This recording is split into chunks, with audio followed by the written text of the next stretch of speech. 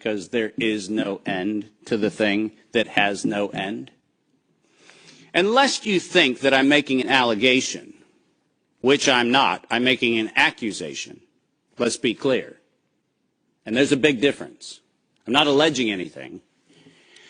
They actually went to the trouble of telling us that it was going to be the Wuhan virus that was going to get us.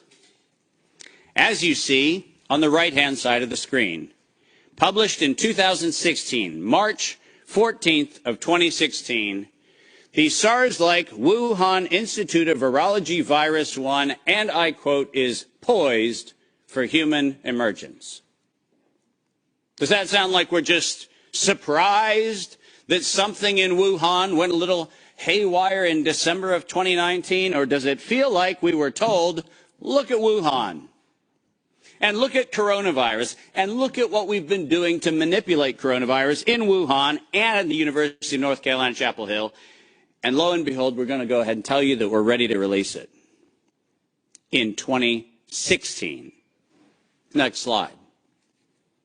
We're almost done. And then they created it.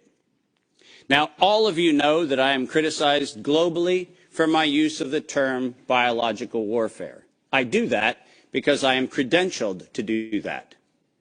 I happen to be, for the United States government, in the early part of the 2000s and the latter part of the 90s, a person who was sent around the world to look at the proliferation of biological and chemical weapons. I'm acutely familiar with the definition of what a biological warfare agent is in the 18 U.S. Code, the criminal code of violations of biological and chemical weapons. And so my assessment is, in fact, professional and right. And the reason for that is I'm the one credentialed to make that determination for the United States government for many years. That's why I say it. But let's pretend for the moment that I'm just a nut job. Maybe I don't know what I'm talking about. So why don't we look at what the criminals said themselves, shall we? In 2005, at a conference sponsored by DARPA and the MITRE Corporation, Ralph Baric, the architect of the lethal strand that has been injected into millions and billions of people's arms, that Ralph Baric was sponsored to present the following, and let's go ahead and use his words, presentation: synthetic coronaviruses, biohacking, bio-warfare enabling technologies. Does that sound like a public health distribution program? Does that sound like something that is accidentally misinterpreted to mean something else? Or does biological warfare enabling technology sound like not countermeasures or pandemic preparedness? It sounds to me like biological warfare enabling technologies. And the reason why I have that hunch is what followed was he received, next to his NIAID grants, non-competitive DARPA grants in matching funds for over $140 million of aggregate funding going into his and his related programs on synthetic biological warfare enabling technologies. So do I have a problem calling the injection a biological warfare enabling technology? Absolutely not, because that's what they called it. And we know that they knew they called it that on September 18th, 2019.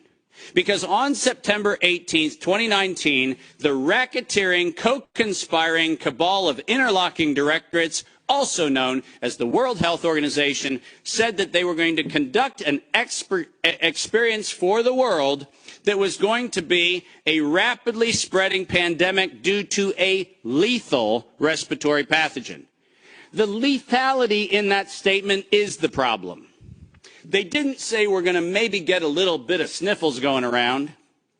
They said we were going to actually have the promulgation of a deadly agent. And the stated reason, in September 2020, the progress indicator is that the world would accept a universal vaccine. Not, we'll look at other options of treatment. Not, we'll have a look at what might be early intervention, as Dr. McCullough has so clearly advocated for in many, many, many instances. Not that. We stated on September 18th, 2019, we were intending to kill. And we were intending to kill to create the fear that would drive people to accept something that without coercion, no one would have accepted. And that's published by the criminal racketeers. Next slide, and there's only 2 to go if you're following. Deploy and profit from it. We were told investors will respond if they see profit at the end of the process. And lo and behold, guess what they saw?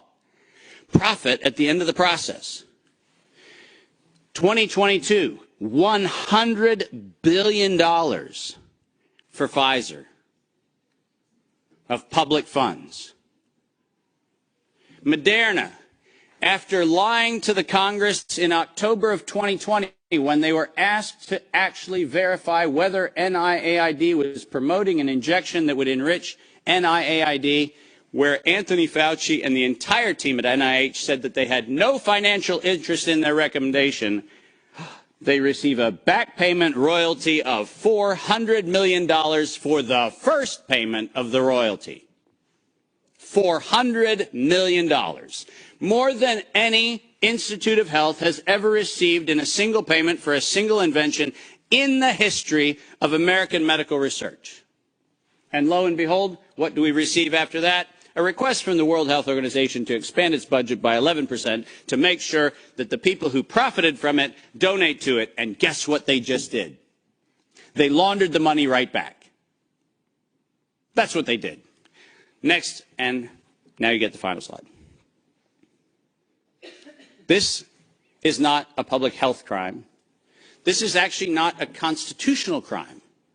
This is a criminal act done by a criminal institution established to enable criminal behavior since its foundation in 1947. That is what this is. And we should not be debating the merits of democracy or liberty or anything else, as irrational as that would be if we stood at a bank robbery and debated the merits of printing dollar bills. The problem is not the dollar bills, it's the bank robber. And the problem here is not health, and it's not public health, and it's not the suppression of information and the suppression of dissident views and the absolute unconscionable treatment of physicians around the world and academicians around the world who spoke out against this. That's not the crime. The crime is that we had criminal racketeers who conspired and developed a, quote, emergency. The same criminal racketeers planned, manufactured, and did all agency capture to make sure that you were told that you would use terms that they tell you to use. Vaccine, face mask, health, social distancing, none of which had ordinary use definition. So we just used them. Criminal racketeers price fixed with interlocking directorates where known competitors came together and fixed prices in direct collusion in violation of both European Union standards and in violation of both the Sherman and the Clayton Act in the United States. These were crimes. It was organized crime, and we should treat it as such. Criminal racketeers publicly lied under oath, and this resulted in the death and destruction of liberty, and most importantly, the death and destruction of the integrity of well-meaning people who sit here today doing everything they can within their power to try to treat the calamities created by this catastrophe. I will not for a moment denigrate the multiple contributions of amazing academic and medical professionals who've tried desperately to step into the gap and stop the corrupt outcomes of these crimes. But I will, without doubt, say the following. Until we treat this as a criminal conspiracy of criminal racketeers resulting in global terrorism for the purpose of profiteering and murder, until we have that conversation, we're having the wrong conversation. Because we are not here to debate the merits of a modified agreement for a criminal racketeering organization. We are here to end the criminal organization itself. This is my call to every single person on this planet. Don't just limit the power of the WHO. Destroy the WHO. Thank you very much.